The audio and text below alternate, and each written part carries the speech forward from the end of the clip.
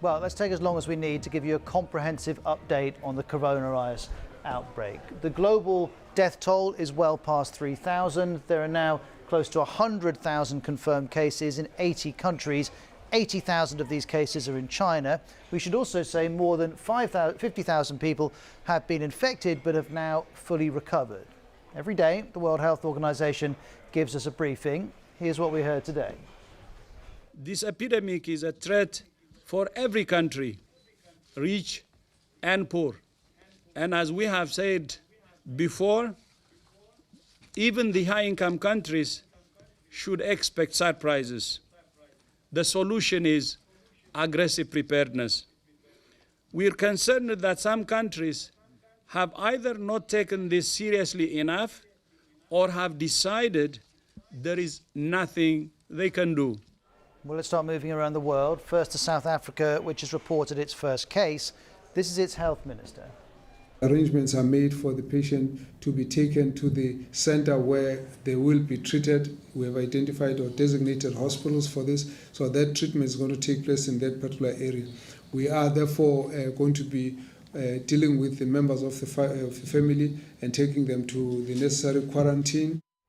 Well, an important element of South Africa's situation is that it has the world's largest HIV epidemic, and there are concerns that millions of people who are HIV positive may be more vulnerable to the coronavirus. Here's Andrew Harding in Johannesburg. Here in South Africa, you have more than 7 million people living with HIV. That's about 20% of adults under 50. And of course, that virus is known to weaken people's immune systems. So, of course, people with TB, people with respiratory problems are likely to be more vulnerable if this virus isn't successfully contained, this new coronavirus. Well, we move from South Africa to Iran next, because we know there are now over 3,500 cases there. Over 100 people have died. The government's now launched what it's calling a national mobilization plan that includes closing schools and universities. You can also see how public places, this is the capital Tehran, are being disinfected. We also have these unverified pictures, which we believe are from a hospital in the holy city of Qom. There appear to be bodies lying in bags, waiting to be taken away to be buried. Let's hear more on this from Baran Abbasi from BBC Persian. Officials are saying that we don't know yet whether they have died from corona, and they're keeping the bodies upon the request of the families so they can make sure what the cause of the death is and then give the permission for the burial. But the person who's filmed the footage has been arrested, and in the latest development, the person in charge of the cemetery where the morgue was located has also been removed from his post. From Iran into Europe next, there have been a number of developments. Switzerland has reported its first death. Bosnia has reported its first case. We also know the Paris Marathon has now been postponed until October. By far the biggest outbreak in Europe, though, is in Italy. Today, all schools and universities closed for at least 10 days. Here's Bethany Bell in Milan. People across the country who have children are now having to think about childcare. The government has promised to look into measures to help people deal with those issues. It's not quite clear whether they'll give them financial aid and help in looking for babysitters, or whether it'll come in allowing people to one parent to stay at home and work. It should be said that schools and universities in the north of the country have already been closed for almost 2 weeks now. But yesterday, in light of the rising number of infections, the government took this decision to close schools and universities across the country until mid-March. Well, next we move across the Atlantic to the US. Over the last few days, our primary focus has been an outbreak close to Seattle. Now, though, we have a state of emergency that's been declared in California. One person has died there. They had been on board this cruise ship called the Grand Princess. The passenger had disembarked in San Francisco. As you can see, the ship is now being held at port because several passengers have been taken ill. This is California's governor. We have accordingly, with this new ICU patient that passed away, entered into this next phase that has required me, under the circumstances, to advance a proclamation of a state of emergency in the state of California. Well, CBS correspondent Jamie Ucas has more on this from San Francisco.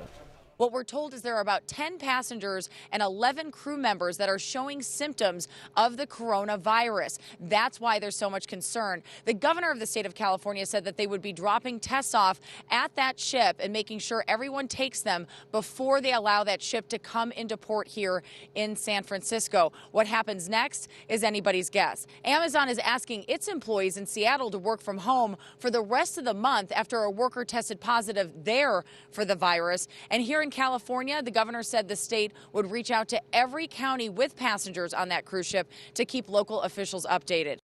We also have this from Reuters just coming into the BBC newsroom telling us Harris County in Texas has announced its first 2 confirmed cases of coronavirus.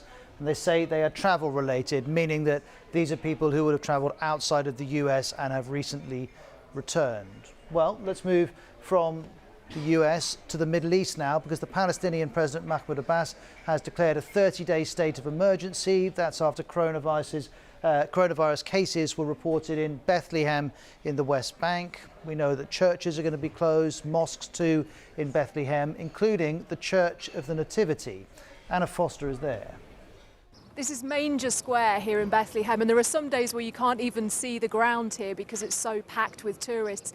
It is never as quiet as this, and part of the reason for all of those visitors is this place here. This is the Church of the Nativity, where Christians believe that Jesus was born. Thousands of people pass through here every day. The crowds, they snake along here, they snake out into the square, but this place is being closed down. In fact, the whole of Bethlehem, in many ways, is being closed down after reportedly 4 cases of COVID-19 among hotel workers at one of the hotels here in Bethlehem.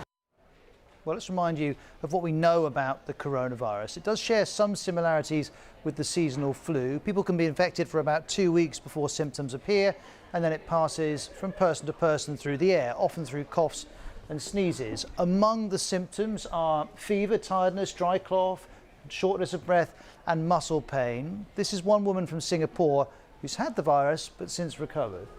It felt my lungs were going in overdrive. They were really making an effort. You know, it's not like normal days, right? When we're not even conscious of how we breathe. One thing we don't yet understand is why some people can be infected and show no symptoms. During the SARS epidemic in the 2000s, scientists could easily identify someone who is infectious because they had symptoms. Not this time. Here are Karen and Jason Honey. They're originally from Melbourne, but they were on the Diamond Princess, that cruise ship that was quarantined in Japan. They both tested positive, but while Karen suffered a severe fever and coughing, Jason felt fine. He's been speaking to ABC Australia. I've had no fevers, no coughs, no nasal problems, no aches, no pains, nothing. I've not had a single symptom of any sort. So some people will have symptoms, others will not. I should add both Karen and Jason remain in hospital in Japan. Well, Karen's symptoms eventually disappeared, but then recently she tested positive again, which raised more questions about the nature of this virus. Now, of course, these are just 2 cases.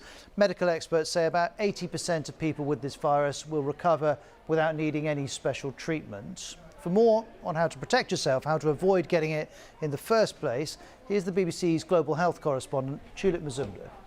There's the one thing every single person can do, and that's obviously washing their hands regularly, as we've seen, for 20 seconds, several times a day.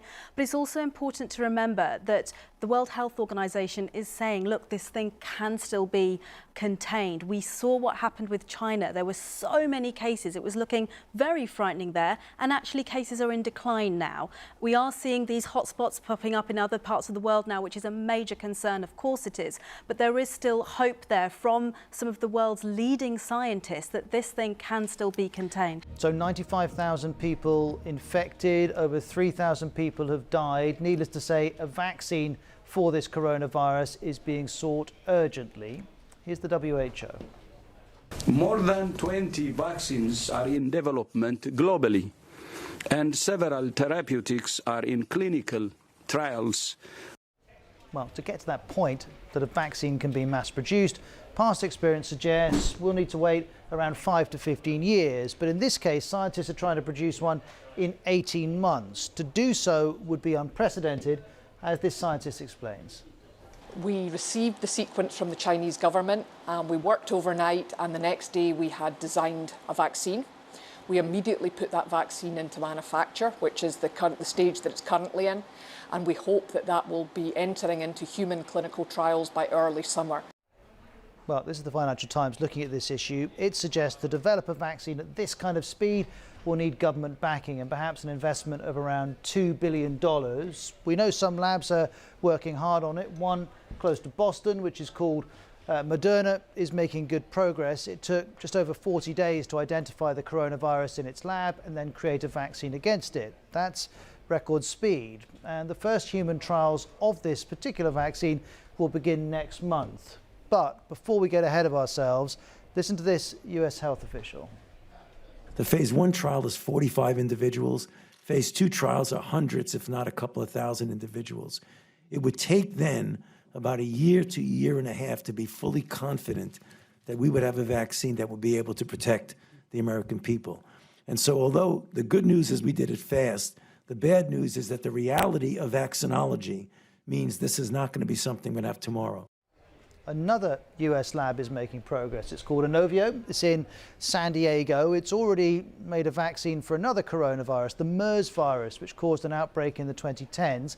Now, this lab is trying to use the same technology to create a new one. Tulip Mazumdar explains. Swirling around in these fermenters is a very musty smelling solution of bacteria from which the main ingredient for this vaccine, a string of DNA, which it's hoped will trigger a strong immune response against this virus, will be extracted. Traditionally, this process can take months, but here, using these new technologies, it's been taking scientists days. Now, while work on these vaccines continues, scientists may be looking at a moving target. Researchers at Peking University in China have found that the coronavirus has mutated. Here's some of the research that's been published, and it identifies two main strains of the virus. And that means any vaccine that's developed could work for one strain, but not necessarily the other. Here's the BBC's Lauren Moss. The tests show that there are differences in the genetic codes, but it doesn't prove that it necessarily alters the way that the virus behaves or that one strain is more aggressive than the other. Now, there have been a few media reports about this in the last 24 hours, but at the minute, it does appear the more aggressive type accounted for roughly 70% of the strains which were analysed, which were also in the early stages of the outbreak in China. And the 30% were linked to the less aggressive type. But it does appear as well that the newer strain has become more common. Now, once the vaccine passes clinical trials, it will then face another significant hurdle, regulatory approval, because governments have to review all the clinical data and then, if they're happy, approve the vaccine. Normally that process would take months, and there are specific issues that could even slow this process down. Here's one leading US expert on vaccinology.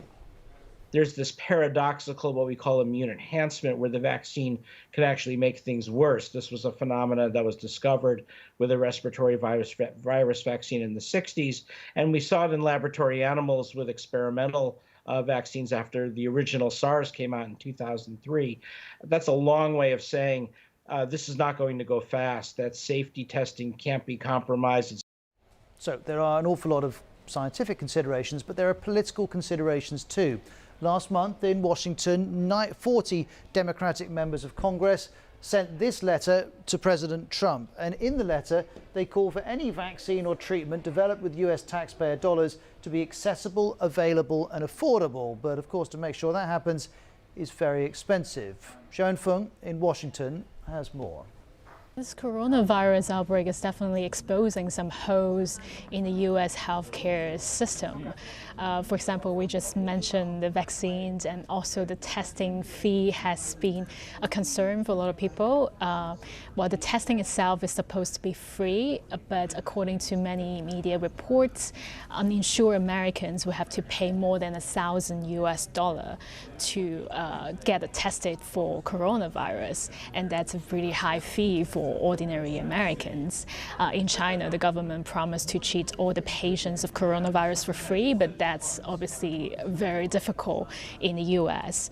The Congress just passed a more than $8 billion bill to support combating coronavirus, and 3 American states, including Washington, Florida, and California, have declared a state of emergency in order to speed up allocating all kinds of resources to combat this virus outbreak. But still, there's no guarantee that people can afford virus testing and vaccines at the moment. Now, ever since this new coronavirus was identified in December, we've been dealing with what's been called a new viral threat. Not the virus itself, but misinformation, by which I mean reports and advice that are incorrect, misleading, or completely false. Let's look at this in a little more depth. For example, one theory that won't go away is that this virus came from a Chinese lab. Here's the Washington Times in January reporting that COVID-19 could be connected to a Chinese biowarfare program. Or there's this in February, an opinion piece in the New York Post under the headline, "Don't buy China's story, the coronavirus may have leaked from a lab." But there's no evidence to back this up.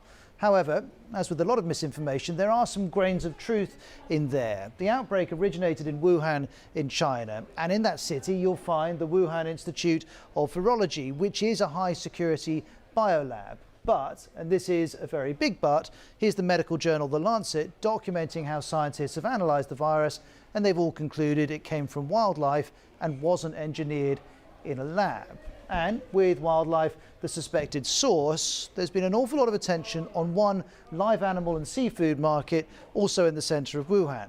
One theory is that the virus originated in bats being sold there. And it's true, that is one possible explanation. This, though, will not help you understand that. It's a video of a woman eating bat soup, which went viral a couple of months ago, with lots of people blaming this kind of dish on the virus, except, as the South China Morning Post noted in this article, the video is 3 years old and it's not from Wuhan. This article from the Centre for Disease Control is also helpful. It helps to tell us how the disease could spread from animals to humans, could happen via direct or indirect contact, could happen via pests, water or food. So soup may have been involved, but not the one in the video, and quite possibly not at all. Then there's the issue of advice.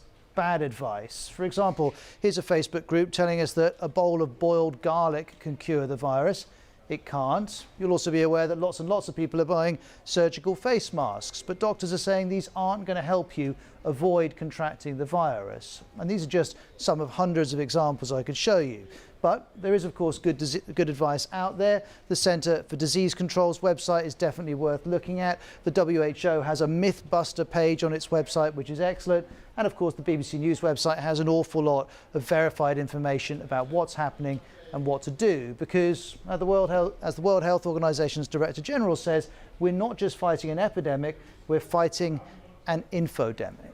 Well, if you do want lots of information, not just on the nature of the coronavirus, but how it's evolving around the world and the different responses of the different governments, you can get all of that through the BBC website, bbc.com/news, or via the BBC News app.